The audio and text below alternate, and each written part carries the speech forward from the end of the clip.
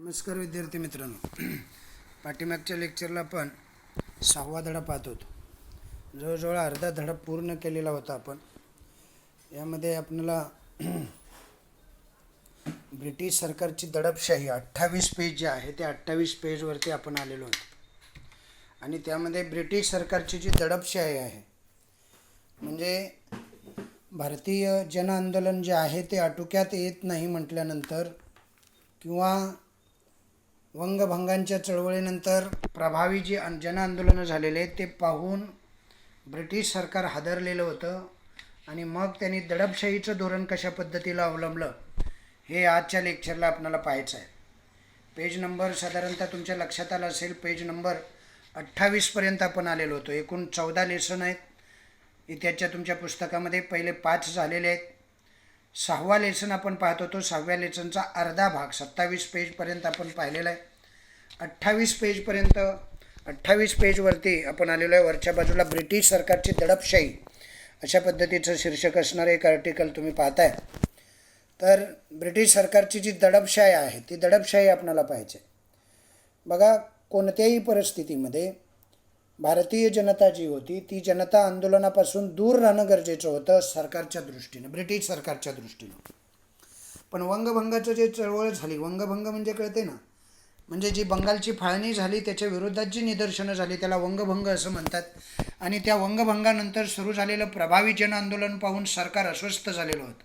सरकारला आता असं वाटलेलं होतं की यानंतर आपणाला भारतावरती राज्य करणं आता सोपं जाणार नाही आणि त्या आंदोलनाला आपण पायबंद घातला पाहिजे. हे इथंच कुठेतरी थांबवलं पाहिजे. जर हे थांबलं नाही तर आपला ब्रिटिश सरकारला राज्य जास्त काळ करता येणार नाही हे काही अधिकाऱ्यांना ओळखलेलं होतं. आणि म्हणून त्यांनी म्हणजे ब्रिटिश सरकारनं या जन आंदोलनाला पायबंद घालण्यासाठी दडपशाहीचं धोरण स्वीकारलं. सार्वजनिक सभा ज्या होत्या त्या सार्वजनिक सभांवर कायद्याने बंदी घातली. हा कायदा मोडणाऱ्यांना कठोर शिक्षा केल्या. म्हणजे हे सभासुद्धा घ्यायची नाही. जे राजकीय पुढारी होते, समाजसेवक होते किंवा आघाडीचे जे लोक होते त्यांनी सभा घेऊन त्यांच्या सभेवरती सुद्धा बंदी घालण्यात आली. आणि जो हा कायदा मोडेल त्याला कठोर शिक्षा करण्यात आल्या. शाळकरी मुलांनाही सरकारनं सोडलं नाही, त्यांना सुद्धा फटके मारले आणि वृत्तपत्रांच्यावरती अनेक निर्बंध लादले. जर एखाद्या वृत्तपत्रानं सरकारवर टीका केली किंवा एखाद्या राजकीय नेत्यांनी सरकारवर टीका केली तर त्या टीकेच्या आरोपावरून अनेक जणांना शिक्षा करण्यात आल्या. अनेक वृत्तपत्राचे छापखाने जप्त करण्यात आले. लेखकाला आणि संपादकांना डायरेक्ट तुरुंगात डांबण्यात आलं. सरकारने जहाल नेत्याविरुद्ध इतकी कडक कारवाई केली, त्यामध्ये लाला लजपतराय, बिपिनचंद्र पाल, लोकमान्य टिळक हे बळी गेले.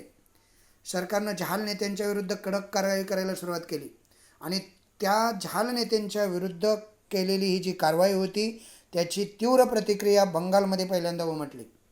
बंगालमधील क्रांतिकारकांनी गोळीबार करायला सुरुवात केली, बॉम्ब हल्ले करायला सुरुवात केली आणि वेगवेगळ्या पद्धतीनं सरकारचं दडपशाही ही झुगारून देण्याचा प्रयत्न केला.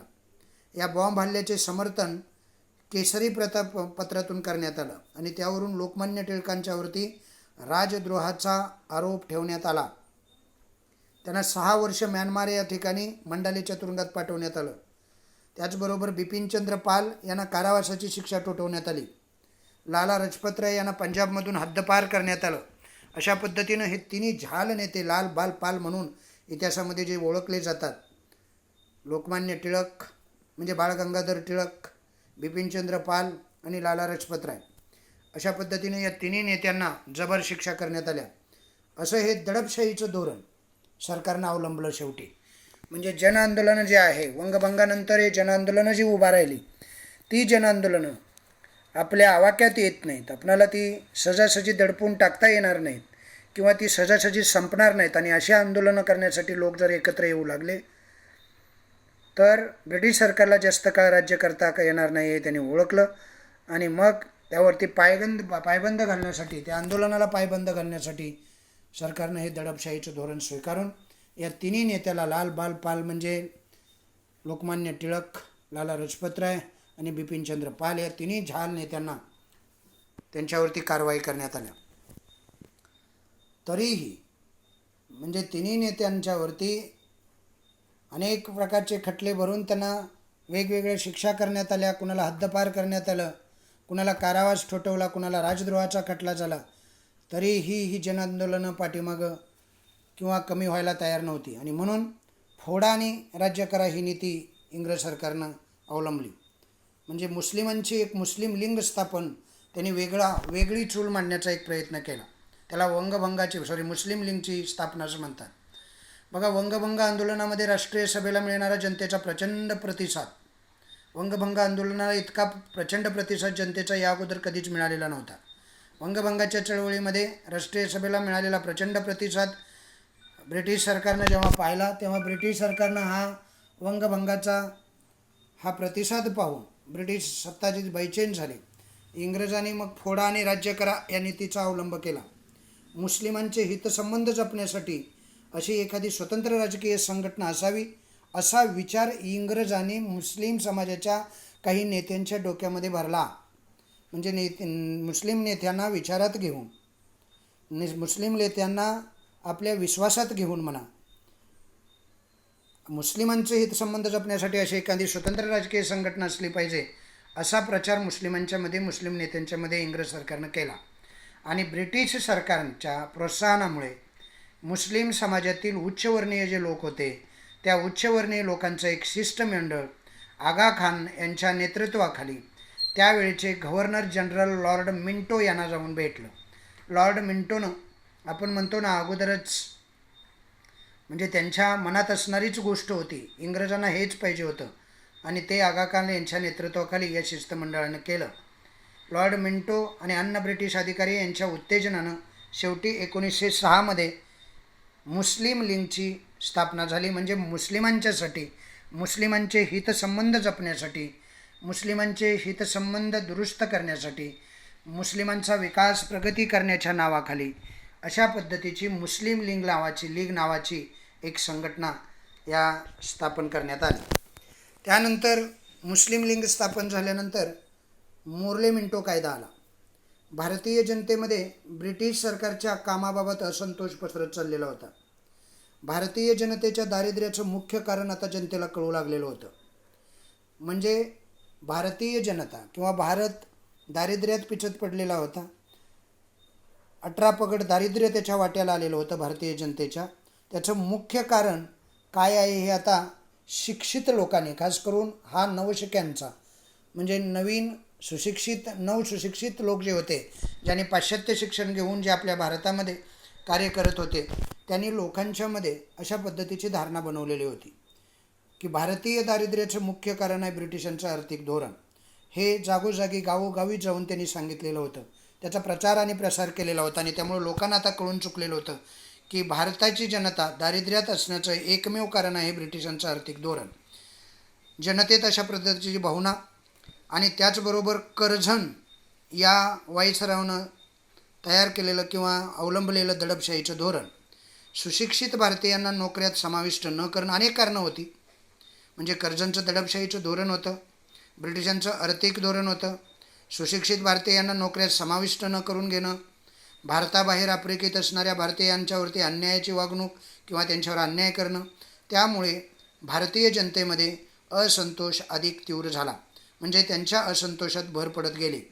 भारतीयांच्या या असंतोषाला तात्पुरती मलमपट्टी करण्यासाठी मोर्ले मिंटो सुधारणा कायदा 1909 करण्यात आला.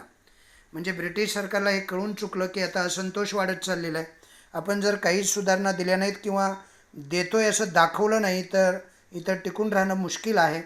आणि त्यामुळं मोर्ले मिंटो सुधारणा कायदा 1909 आणण्यात आला. या कायद्यान्वये, म्हणजे या कायद्यात काय काय तरतुदी होत्या असं तुम्हाला विचारतील, तर या कायद्यामध्ये तरतुदी ज्या होत्या त्या तरतुदी काय काय होत्या बघा.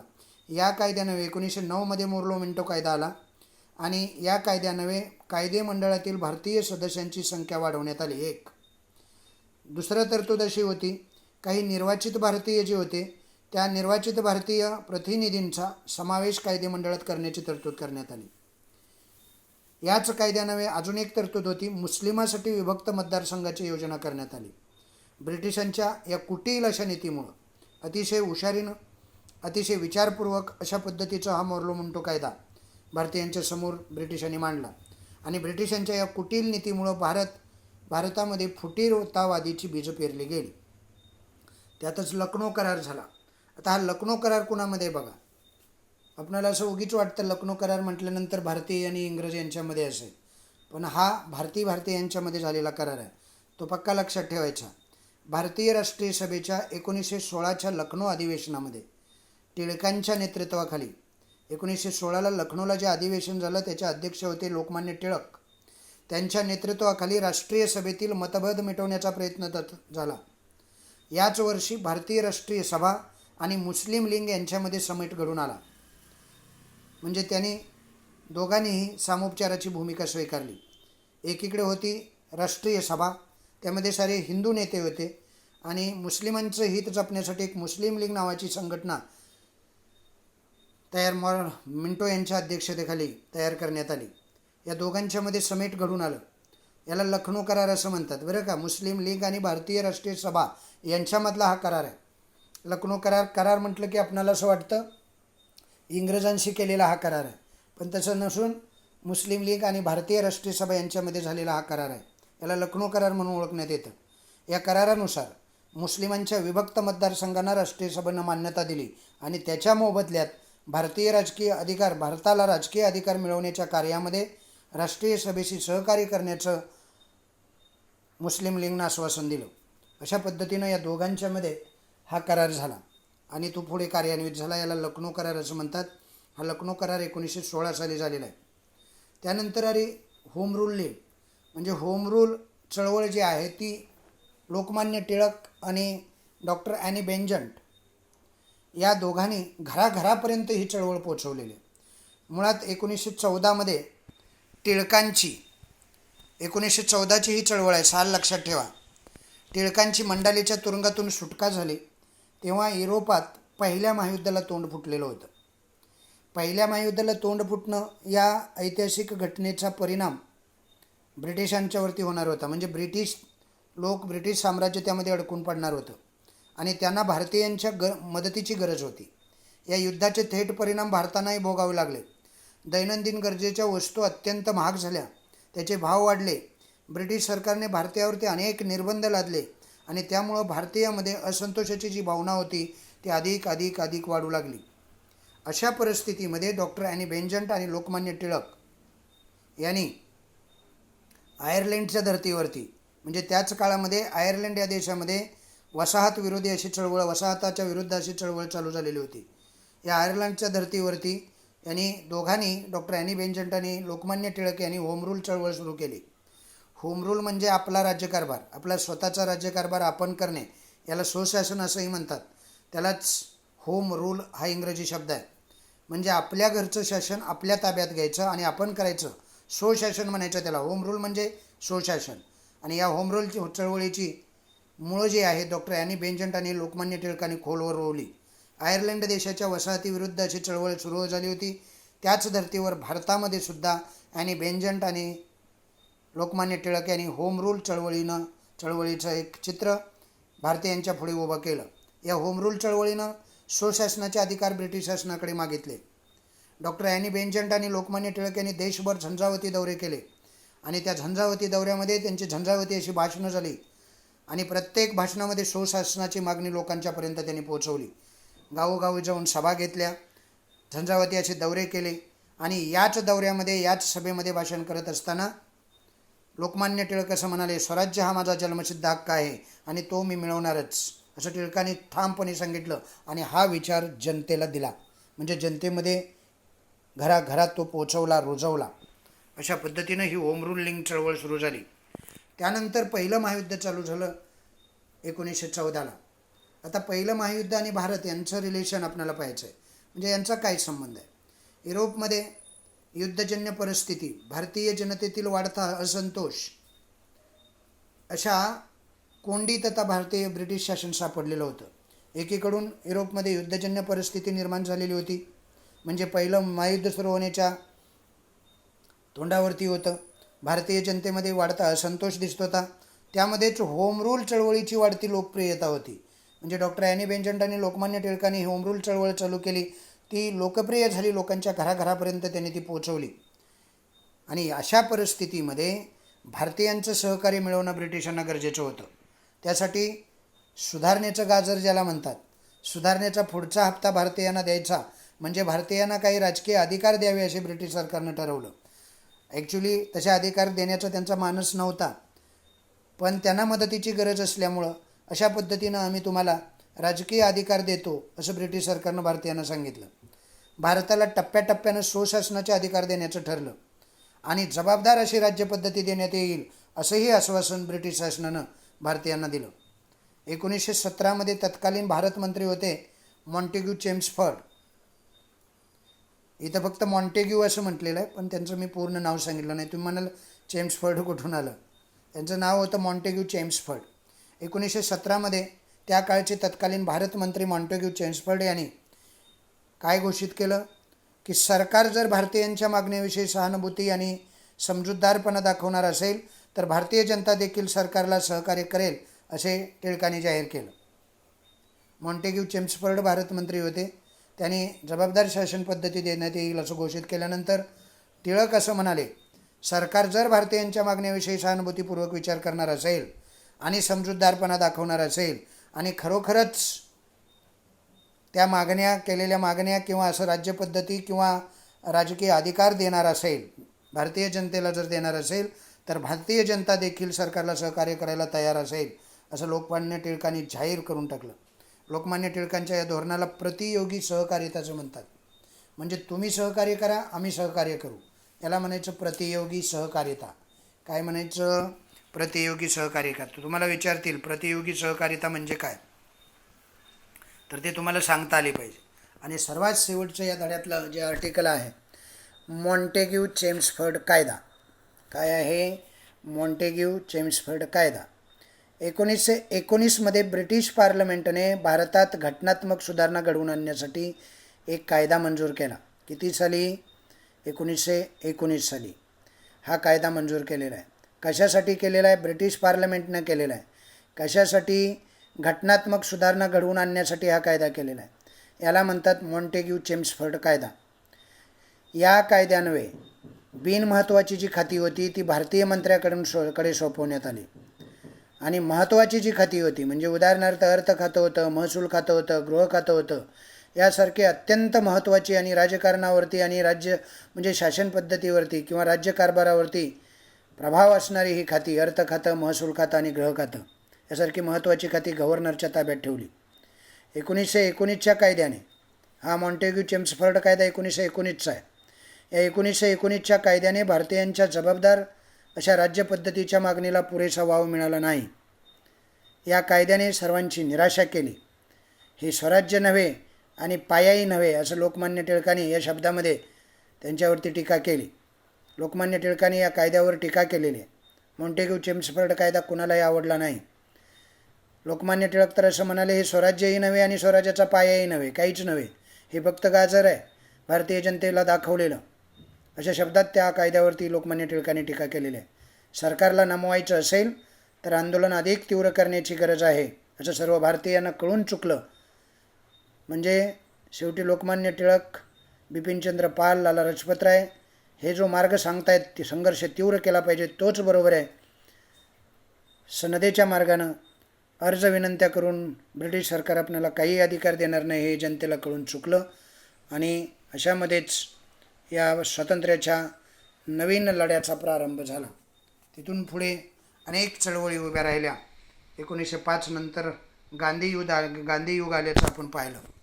म्हणजे गांधीयुग सुरू झालं आणि गांधींच्या नेतृत्वाखाली भारतीय स्वातंत्र्याचे लढे उभ्या राहिले असंही आपण पाहिलेलं आहे की नाही. तर अशा पद्धतीनं हा लेसन जो आहे तो या ठिकाणी संपलेला आहे. अतिशय विस्तारित असं आपण या लेसनचं समग्र असं अर्थ आणि समजून घेण्याचा प्रयत्न केलेला आहे. त्याच्या खाली बघा स्वाध्याय दिलेला आहे, तुम्ही जर पाहिला असेल. त्या स्वाध्यायामध्ये पहिला प्रश्न आहे. काही प्रश्न छोटे आहेत ते मी सांगतो, मोठे तुम्ही शोधा आणि मग तुम्हीच लिहा, कारण तुम्ही शोधल्याशिवाय तुमचा अभ्यास होणार नाही. स्वयं अभ्यासाची ताकद जी असते बाळांनो ती फार मोठी असते. म्हणजे प्रत्येक प्रश्नाचं उत्तर शिक्षकानं किंवा गाईडनं द्यावं असं काही जरुरी नसतं. आपण सुद्धा अभ्यास करून त्या प्रश्नांची उत्तरं शिक्षकांपेक्षा आणि गायडापेक्षा सुंदर रीतीनं चांगल्या पद्धतीनं लिहू शकतो याच्यावरती आपला विश्वास असला पाहिजे. समजते सर्वांना? तर पहिला जो प्रश्न आहे, दिलेल्या पर्यायापैकी योग्य पर्याय निवडून विधाने पूर्ण करा. भारत सेवक समाजाची स्थापना टिंबटिंब यांनी केली. गणेश वासुदेव जोशी, भाऊदाजी लाड, म गो रानडे आणि नामदार गोपाळकृष्ण गोखले. त्याचं उत्तर आहे नामदार गोपाळकृष्ण गोखले. दुसरा प्रश्न असा आहे पर्यायी उत्तरामध्ये, राष्ट्रीय सभेचे पहिले अधिवेशन टिंबटिंब येथे भरण्यात आले. पुणे, कलकत्ता, मुंबई, लखनौ. मुंबईमध्ये ते भरण्यात आलं. नंतर गीता रहस्य या ग्रंथावरती प्रश्न विचारलेला आहे. तुम्हाला माहीत असला पाहिजे, लोकमान्य टिळकांनी मंडालीच्या तुरुंगामध्ये लिहिलेला हा ग्रंथ आहे.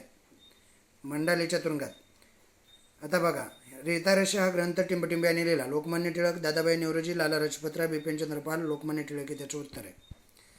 मवाळ नेते आणि जहाल नेत्यांची नावं तुम्हाला 2-2 लिहिता येत आहेत का बघा. मवाळ नेत्यामध्ये कोण कोण होतं रे? सांगा बघू, कुणाला सांगता येईल? मवाळवादी पक्ष आणि जहाल पक्ष सांगा. यांचे नेते, मवाळ पक्षाचे जे नेते आहेत ते गोपाळकृष्ण गोखले आणि फिरोजशाह मेहता. कळलं? आणि लोकमान्य टिळक, लाला लजपतराय, बिपिनचंद्र पाल हे जहाल नेते आहेत. कळलं का सर्वांना? पुढे काय विचारले बघा, पुढील विधाने सकारण स्पष्ट करा. हा एक प्रश्न तुम्हाला विचारला जातो. एखाद्याचं उत्तर मी सांगतो आणि काही तुम्ही शोधायची.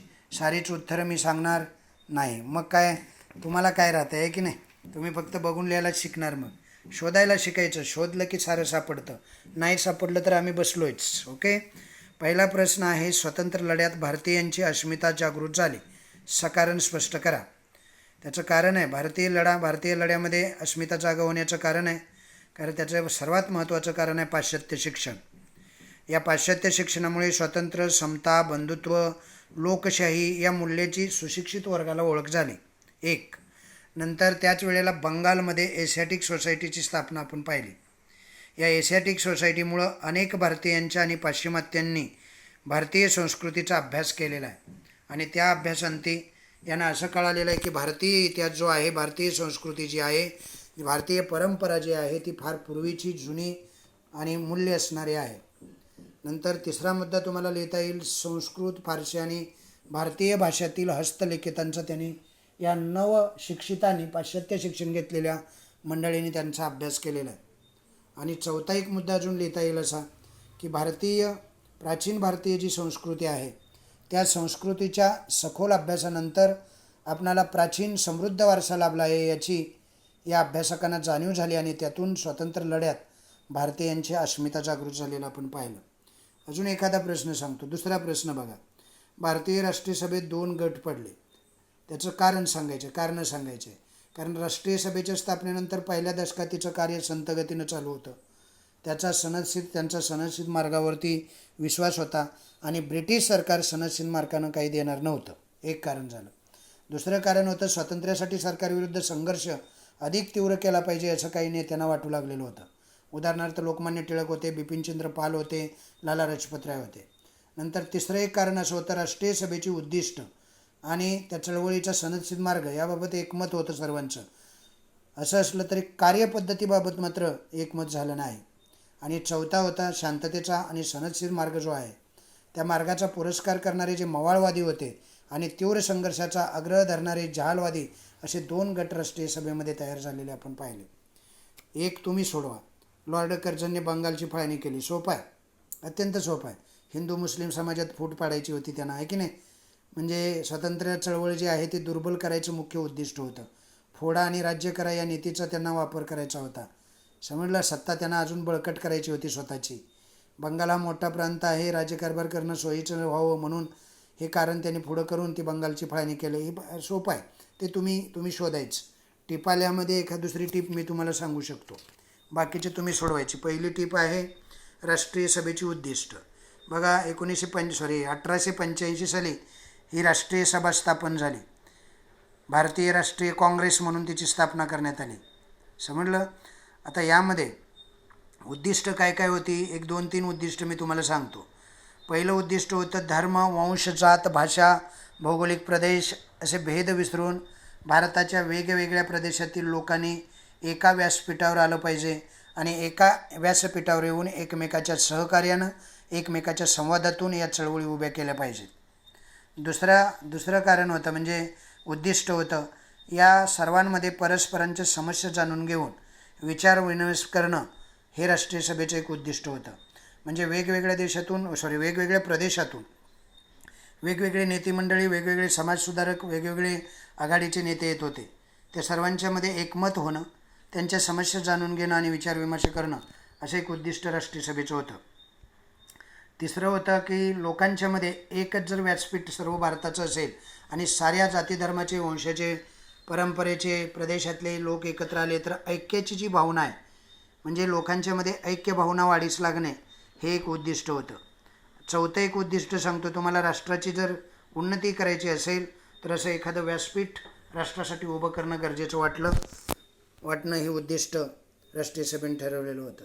नंतर आहे वंगभंग चळवळ. मी सांगू का तुम्ही लिहाल?